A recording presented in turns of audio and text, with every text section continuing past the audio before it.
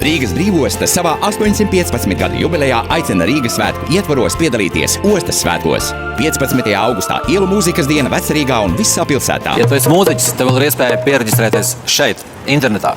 Bet ja tu esi svētku viesis, gaidām tevi Basteikalnā, Vecrīgā un citur ielās. Pulksten 12. Basteikalnā Rīgas brīvostas kauss. Jautra sacensība ar ūdens velosipēdiem kanāla regate 2015. Jau 15. reizi Rīgas kanāla ūdeņu sabangos 30 Latvijā pazīstami uzņēmumi, kuri cīnīsies par tituliem ātrākais kanāla braucējs, elegantākā ekipāža un skumjais ūdens malējs.